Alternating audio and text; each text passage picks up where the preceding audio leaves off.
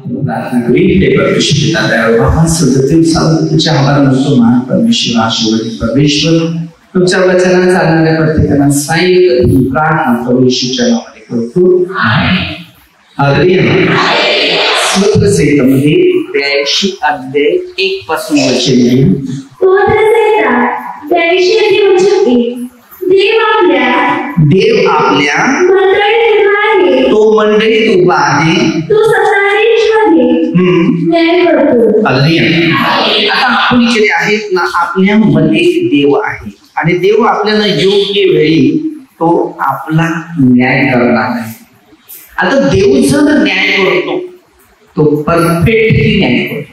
मनुष्य न्याय करतो, तो पैशावर न्याय करतो किंवा माणसाचा एक स्वार्थ आहे त्याच्यावर न्याय करतो किंवा स्वतःचा अधिकार किंवा अहंकार किंवा संगत की मैत्र आहे मैत्री म्हणून तो न्याय करतो.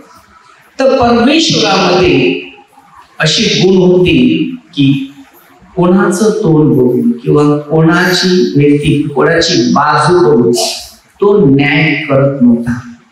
तर प्रभू येशू हा न्याय करायला अशासाठी आलाय की लोकांचं तारण व्हावं.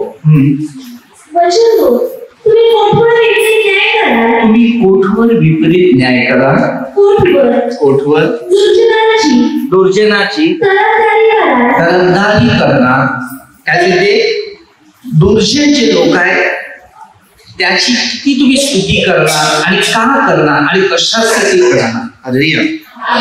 कारण दुर्जन जो आहे तो एक स्वार्थ असतो आणि त्याचा एक स्वार्थ त्याच्या जीवनामध्ये जेव्हा प्रवास करतो तेव्हा तो दुष्ट आत्म्याच्या द्वारे. आता जेव्हा उत्पत्तीमध्ये शैतान योहाना 44 खोटं बोलणार तो स्वार्थ होता. उत्पत्ती 3 अध्यायामध्ये तिथे स्वार्थ निर्माण होता की देवाच्या कोणत्या गोष्टी पुढे न्यायच्या नाही. आपण जेव्हा प्रभूमध्ये येतात ना तेव्हा हा प्रश्न येतात आणि ते प्रश्न कसे येतात बघा तुम्हाला. हालेलुया. एक स्वार्थी पद्धतीप्रमाणे शैतान पाठीमागे येतो आणि आपल्याला हळूहळू देवापासून दूर करायचं काम करतो. हालेलुया. त्यांना कोणत्या गोष्टी चांगल्या आहेत ते आवडत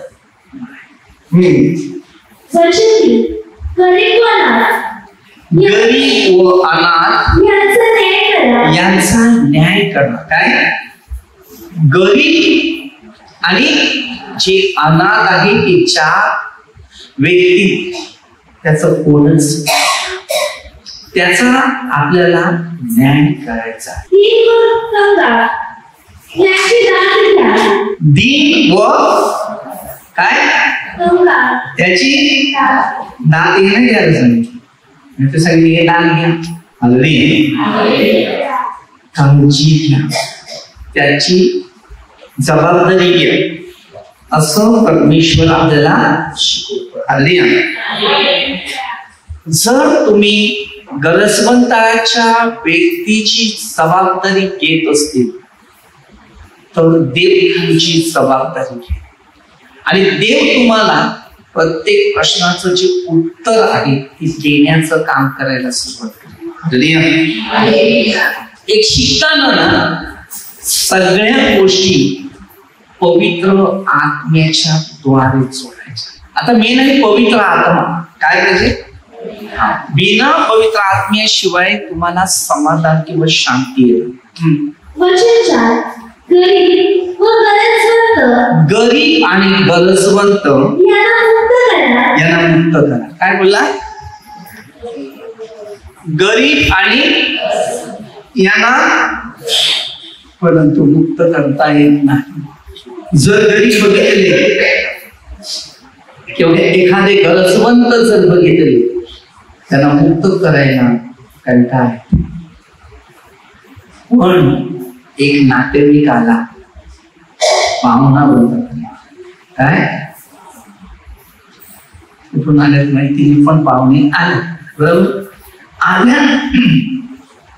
आल्यानंतर त्याचा केवढा सन्मान आणि स्वागत आहे. बरोबर. या या कसे आहे? हा बऱ्यान हा प्रश्न आहे. त्या बरा म्हणून घरी आला की नाही, न बरा नसता तो खाटेला खेळ नसता.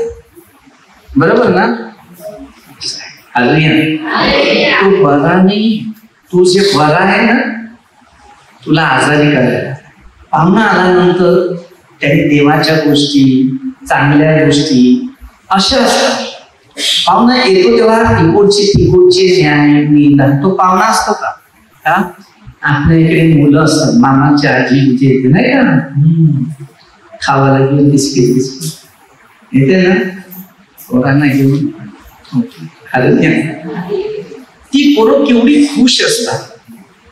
पण ती पोरं जी आहे त्या आईला चहा पण नाही देत मामाच्या, आणि पाणी पण आणून देत. पण आई त्यांना, पण हे जे दुसरे पाहुणे आपले आले तर चिकन तंदुरी पाहिजे, उंदरी पाहिजे, ते बाटली पाहिजे,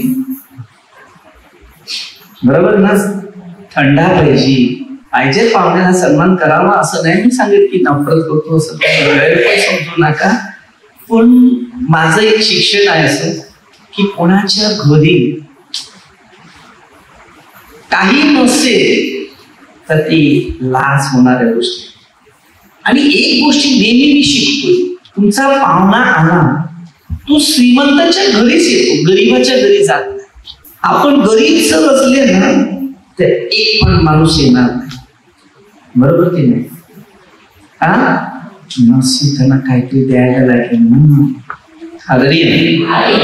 वचन असं सांगते, गरीब व कंगाल यांची दाद घ्या, यांना बघा तुम्ही, तेव्हा तुम्ही सांगणार ते खरे पाहुण्याच्या रूपाने.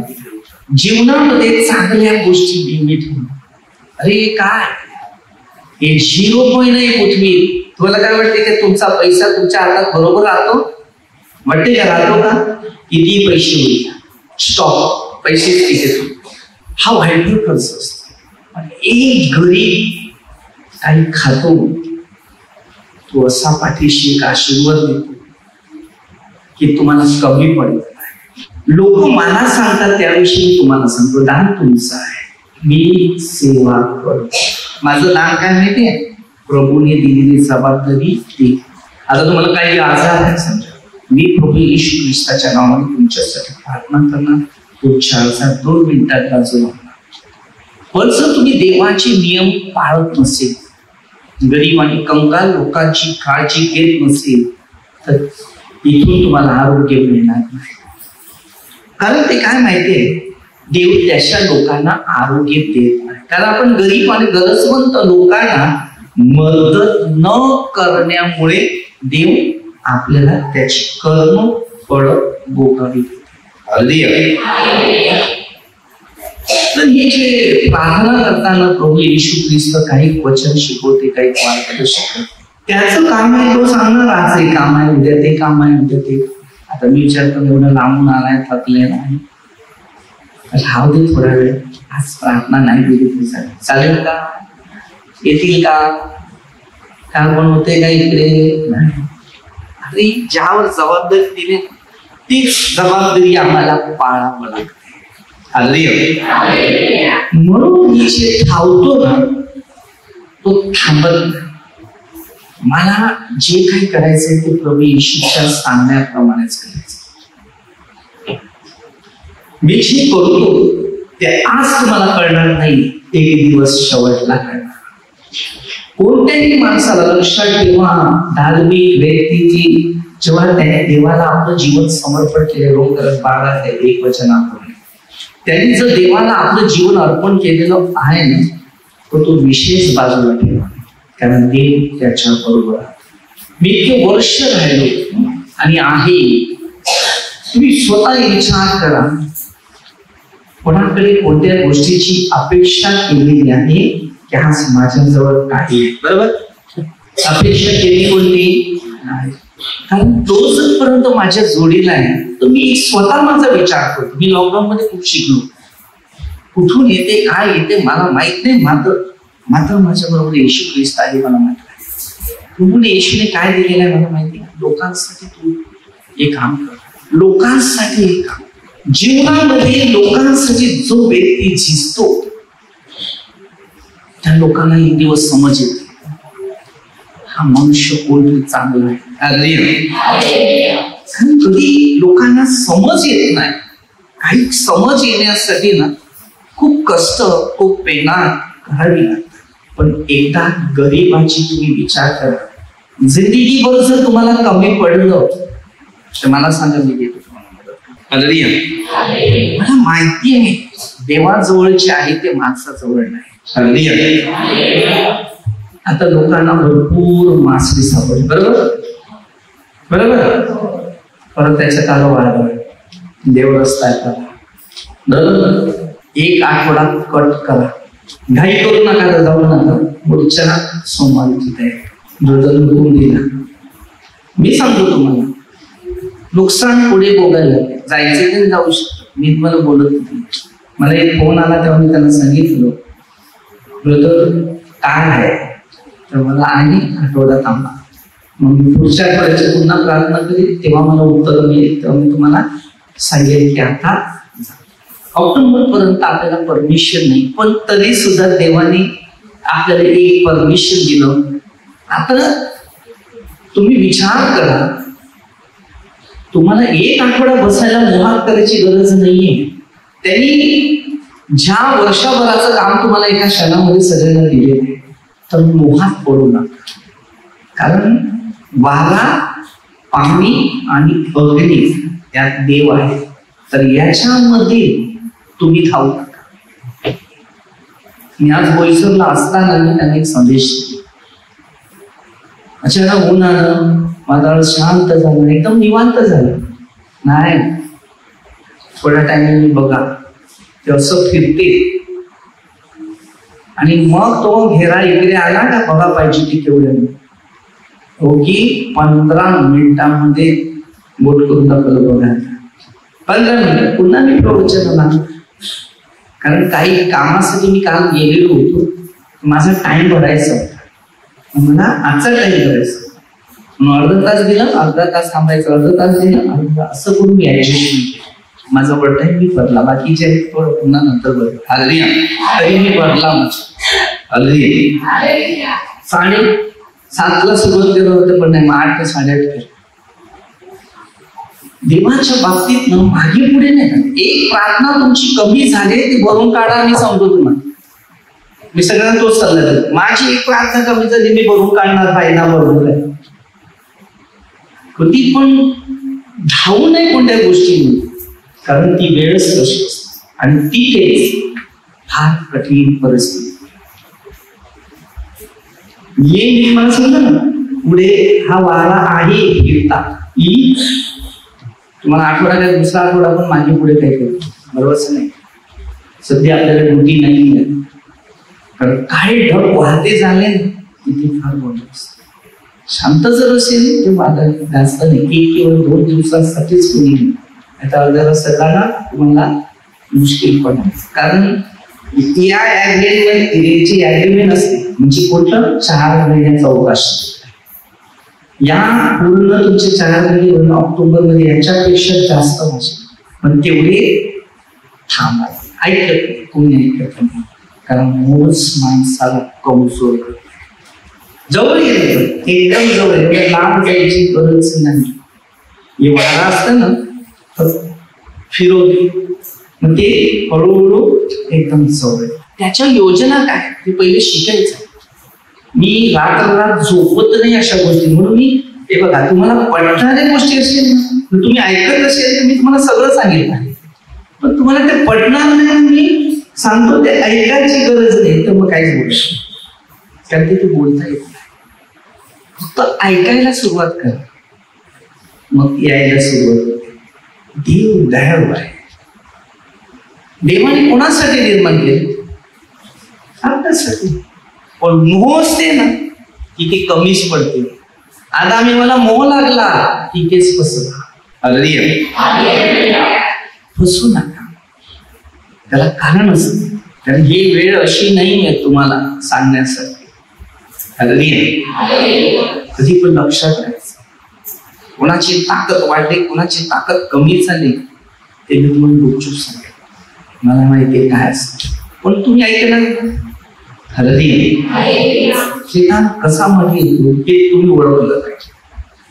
तर गरजवंताच्या गरजा आपल्यावर परमेश्वराने दिलेले नियम या आपल्याला उपयोगी आहेत.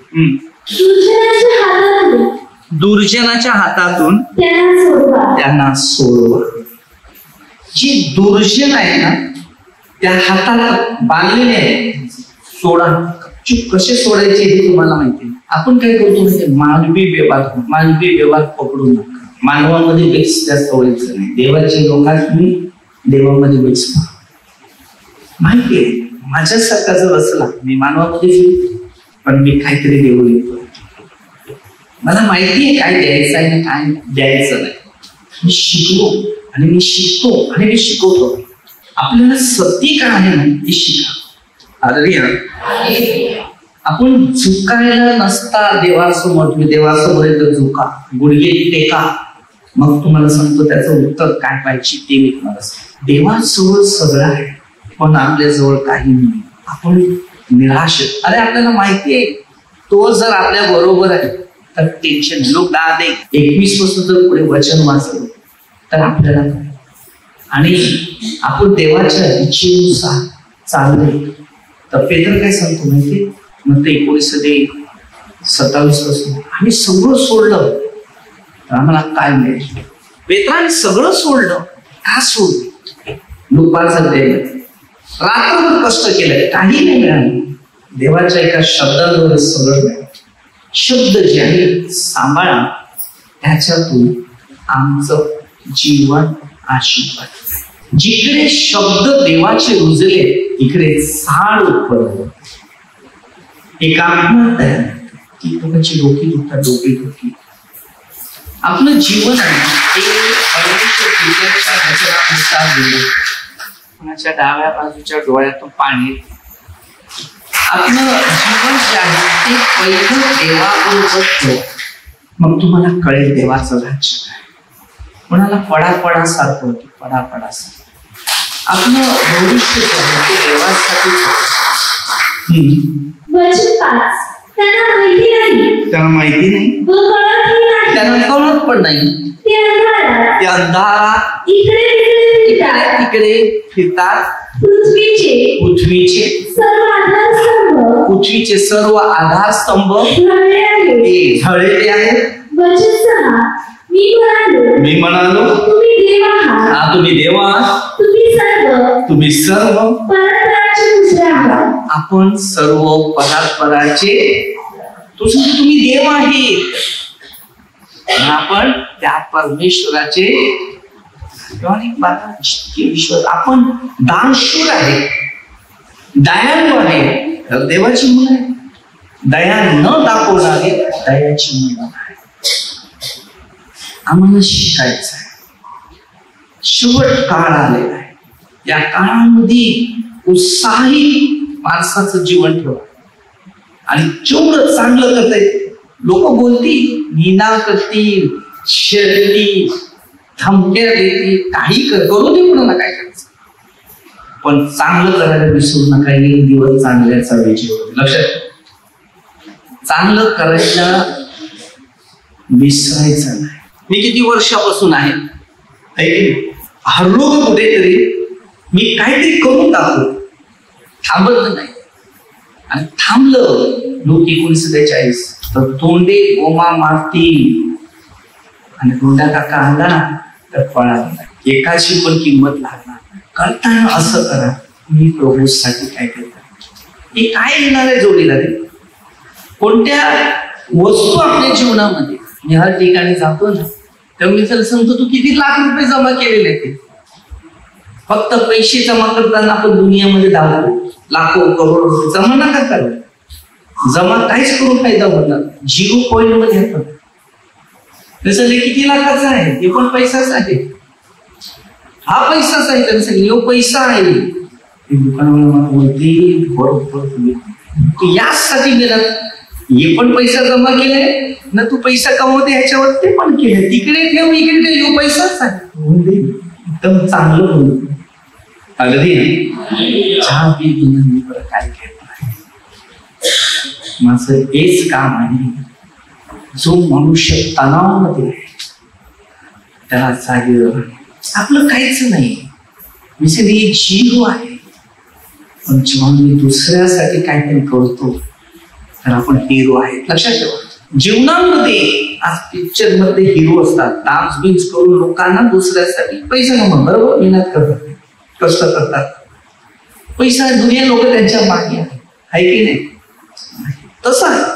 तुम्ही चांगलं करा, तुमच्या मागे लोक आहेत. येशू ख्रिस्ताने चांगलं केलं, त्याच्या मागे लोक आहेत. कारण चांगलं कोणाला तरी अनुभव आल्यानंतर समजते, तो नंतर जीवनात काहीतरी तयार करतो. प्रत्येक गोष्टी वेगवेगळ्या परिस्थितीत, प्रत्येकाला कला दिली देवाने. देवाची योजना आहे. किती पिक्चरचे हिरो लोक देवाची सेवा करतात, गोरगरीबांना कितीतरी मदत करतात. अशी पण त्यांना माहिती की धन जमा ठेवून काय उपयोग होणार नाही. काही सत्यात आहे, काही येशूचा स्वीकार केलाय, काही येशूला पूर्णपणे मानता नाही. प्रभूच्या मार्गावर चालतात. किती पिक्चरचे हिरो लोक येशूवर विश्वास ठेवून येशूच्या आज्ञावरून गरिबांना मदत करतात. शेवट तोच आहे. सगळ्यांना मुलगी द्यायचं. येशू कोणासाठी आला? मानवासाठी आला, धर्मासाठी नाही. लोकांनी धर्म तयार केला. धर्म कधीच तयार होत, कर्म तयार होत. मी लोकांना सांगतो ना, तुम्ही फक्त माझ्या बरोबर येत जा, बसा फक्त माझ्या जोडी, मग तुम्हाला अनुभव येईल या व्यक्तीमधून परमेश्वर काय कार्य करतो. मग काय करायचं आपल्याजवळ? काही नाही. जीव जीव जीव जीव जीव. 10 लाख रुपये आले तरी खुश आहे. टीव्ही आणू का, मोबाईल?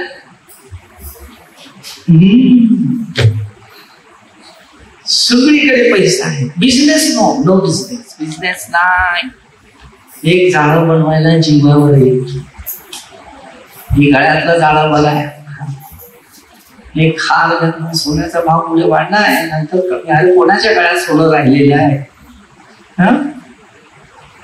सोनं आणि पैसा कोणाकडे टिकत नाही. लक्षात ठेवा, सोनं आणि पैसा हा टिकत नाही. किती जमा करा, हळूहळू काय ना काय होते ना, उचलून परत त्याला अर्धी आहे. कारण जी वस्तू मोहाची आहे ती कधी टिकत नाही. पण ज्याला मोह नाही ना, तीच गोष्टी, तीच व्यक्ती, तीच गुण, तेच शिक्षण टिकाऊ असतात. त्यांची प्रीती, माणसामध्ये प्रेम हवं आहे, नफरत नाही, द्वेष नाही, हेवा नाही. प्रीती सहसा टिकणार. परंतु पहिल्यानंतर 13 ते 13 वचनामध्ये सारांश विश्वास आणि प्रीती. प्रीती ही टिकणारी आहे. आता प्रीतीने सगळी सेवा होती, प्रीतीने सगळं काम होते, प्रीतीने काय होते. मी एक गोष्टी शिकलेल्या आहे. ज्या माणसामध्ये दुष्ट आत्मा कार्य करायला लागला ना, जो मनुष्य चांगलं काम करतो त्याच्या विरुद्ध नफरत होतो. तुम्ही पाहिजे अनुभव घ्या. मी तुम्हाला सांगतो, मला कधीच कोणाशी विरुद्ध बनू नका. मी देवाला सांगितलं मला काय काय कामं करायची आहेत. मला लोकांना जागं करायचं आहे, लोकांना जीवन द्यायचं आहे, लोकांना बनायचं आहे, लोकांना घडायचं आहे, लोकांना घडवायचं आहे. आज लोक आजारी कशाला जास्त आहे? त्याला कारण आहे कटकटीचं जीवन आहे. दुकानात जा, एक सामान घे, किटकिट किटकिट करून घेणार की चव असते का त्याला? चव लागते कधी? हे पाहिजे ना, काय किंमत आहे? ज्यानं कटकट केलं तर काय? त्या लोकांना ती सवय. तुम्हाला माहिती आहे, व्यापारी लोक असतात. तुम्ही जा आणि मी जातो. एका बाजूला मी जाईल त्या दुकानात, एका बाजूला तुम्ही जा दुकानात. मी काहीच बोलत. आणि तुम्ही एक वस्तू खरेदी घ्या, तुमच्यापेक्षा मी कमी भावात घेतो का नाही बोलत. कारण त्यांचं जीवन कसं आहे माहितीये? बाया असल्या त्यांना घरचा स्वभाव माहितीये, हमेशा कटकट असते. बरोबर, त्या वस्तू तो भाव पहिल्यांदाच जिथे 5 रुपये असेल तर 15 रुपये सांगून टाकेल. त्याला माहिती आहे फिरून फिरून एवढ्यातच येणार. तुम्हाला लुटल्याशिवाय सोडतात. एकदा मी सुरतला गेलेलो, माहिती आहे तुम्हाला? तर आम्ही प्रेयरसाठी गेले ना, इथे आपल्या इकडे प्रार्थनेला आनंदचा आजार होता, तो बरा झाला. तर त्यांनी तिकडे प्रार्थना ठेवली. तर मी गेलो इकडे.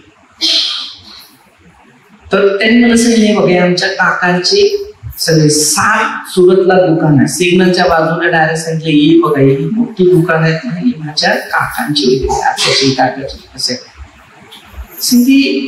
लोक येतात तिकडे खरेदी करायला.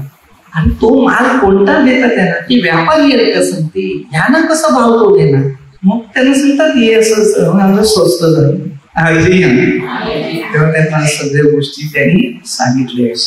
बोलली आपल्यासाठी की व्यापाऱ्यासाठी त्याला कमी, व्यापारी जो आहे त्याच्याकडे लायसन नाही त्याला कमी आहे, नाही तर त्याला काय त्याच भावाने म्हणजे सगळ्या लोकांनी तोच धंदा केला असता. बरोबर की नाही. ते मावळं नाही या नाट्यावर त्या नाट्यावर काही गोष्टी शिकायच्या असतात ना. तर परमेश्वराचं जे शिकवण आहे, जे ज्ञान आहे, कुठे धावू नका. जेवढा मनुष्य धावतो ना तेवढा तो मोहित असतो आणि किती नुकसानात पडतो. जेवढं चांगलं करा एक दिवस चांगलं होईल. माझं शिक्षण काय माहितीये का, लोकांना कसं सांभाळणं मत आहे, त्याला त्याच्यातून वाचवून शिकतो मी. आणि मला शिकायचं आहे आणि मला शिकवायचं आहे. माणूस आनंदित पाहिजे. सगळ्या वस्तूसाठी किटकिट किटकिट किटकिट. कोण मनुष्य घरात मला सांगा शांतीने बसलेला आहे. हा सगळ्या गोष्टीची कटकट कटकट, याची कटकट त्याची कटकट, चिडचिडच स्वभाव आहे. घरात बसत नाही. मस्त लाखाचं घर बांधतात व्यवस्थित, चांगलं शीट सोफा खुर्च्या व्यवस्थित भारी भारी आणले खुर्च्या बसायचा, तरी बसता येत नाही. या घरामध्ये जर काहीच नसेल, प्रभू येशू ख्रिस्त नसेल, तर मरेपर्यंत शांती नाही. शांतीचा राजा येशू ख्रिस्त आहे. महत्व काय शिका. जर तुम्हाला महत्व समजेल तर तुम्हाला पवित्र आत्मा समजेल. बघा मी ना तुम्हाला माहितीये दान धर्म करते सगळीकडे, लोकांना माहिती बरोबर, सगळ्यांना माहिती आहे. हर दुकानवाल्यांना माहिती. जेवढे माझ्या गुरु म्हणजे त्यात आहेत त्यांना माझा व्हिडिओ जातोच आणि मी पाठवतो त्यांना. त्याने काय मला पाठवलं का मी त्यांना पाठवतो, ही माझी सेवा. तो दुसऱ्याला पाठवतो, तो दुसऱ्याला पाठवतो. कारण एकाच जरी परिवर्तन झालं तरी गरीब माणसाला खायला द्या. मी हा विचार करतो कोणाला तरी खायला द्या. तुम्ही या देशाची सुधारणा करायची जर असेल तर आपल्याला नम्र म्हणून सारे भारतीय माझे बांधव, पण बांधवांसाठी जर माझ्यामध्ये जागा नसेल तर ते बांधव ते बांधकाम करणार बरोबर. कारण ते खरंच पहिल्या पत्रामध्ये 30-10 बांधकाम कसं करत ते ओळखायचं. आपलं जीवन आपल्या प्रत्येकाला ठेवायचं आहे. म्हणून मी जे करेल ते तुम्हाला दिसणार नाही. शिकणं, अनुभव घ्या. माझं रात्र दिवस मन तन धन शरीर तेच आहे. प्रभू मला हे करायचं आहे, प्रभू मला ते करायचं आहे. ह्या लोकांचं असं केलं पाहिजे, ह्या लोकांसाठी ते केलं पाहिजे, त्या लोकांसाठी ते केलं पाहिजे. मला खूप काय करायचं आहे. फक्त तुमची इच्छा माझी इच्छा नाही. म्हणा काहीतरी. कारण आपल्याला पैशाचा लोभ नाहीये, आपल्याला सेवेचा लोभ आहे. ज्या चीज मध्ये ज्या गोष्टी करायच्या ते आपलं नाही. हे धन पैसा आपला नाही ना. पैशाकडे लक्ष देऊ नका. पैशाकडे लक्ष दिलं तर डॉक्टरकडे आजाराकडे जाईल. शेवटी डॉक्टर पण सांगेल आता काय माझ्याकडे होत का. त्याचं बिल होतं ते 10,000 भरून टाकलं. गरीबचं बिल राहिलं म्हणजे शेवटला डॉक्टरला घ्यायला. तेव्हा डॉक्टर सांगतो आता मी काही करू शकत नाही, उपरवाला करेल. उपरवाला करेल. म्हणून उपरवाला काय सांगते, तू रोज गरिबांना मदत कर. स्तोत्रसहित मध्ये 41 अध्याय. मग मी तो दिनांची काळजी घेतो तर तुझा अंथरूण पण बदलेल. स्वतः देव तुम्हाला मदत करा. ही असं आहे, सिस्टम आहे.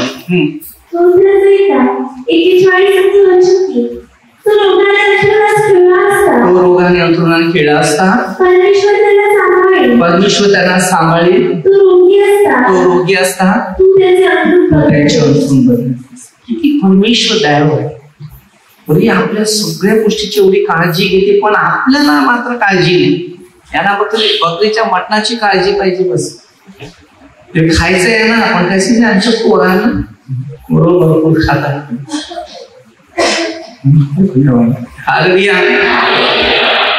माणूस विचार करतो वेगळ्या वेगळ्या विचार. वचन 7 तरी मानवाप्रमाणे तुम्ही मराल. मी मानवाप्रमाणे तुम्ही मराल. एखाद्या सरदाराप्रमाणे तुम्ही मराल. वचन 8. हे देवा, उठ, पृथ्वीचा न्याय कर, कारण तू सर्व राष्ट्रांचा पालक आहेस. तू पृथ्वीचा काय कर, तू सर्व राष्ट्राचा मालक आहे. तू जगात सगळ्या गोष्टी म्हणजे तोच मालक आहे. त्यानेच ते सगळं बनवलेलं आहे. त्यामध्ये आम्ही प्रवासी आहे, परंतु आमच्यामध्ये जीवन परमेश्वरच्या वचनाप्रमाणे नसेल तर आम्ही कितीतरी मुश्किलात शिकवा आणि शिक्षण द्या. काहीतरी कामाला फायदे आणि देवाची उपस्थिती. पण छोटेसे एक प्रार्थना घेऊया. परमेश्वर पिता, गरीब गरजवंत आहे, अशा गरजवंत लोकांना प्रभू सहाय्य कर. मदत करणारे, सहाय्य करणारे, धामधर्म करणारे अशा लोकांकडून सहाय्य कर. आलेल्या आहेत प्रभू आशीर्वाद. सर्व मंत्री लोकांना, सर्व सर्व पोलीस लोक मिडिएटर प्रभूचा आशीर्वाद. ही प्रार्थना प्रभू येशू ख्रिस्ताच्या नावाने करतो. हालेलुया.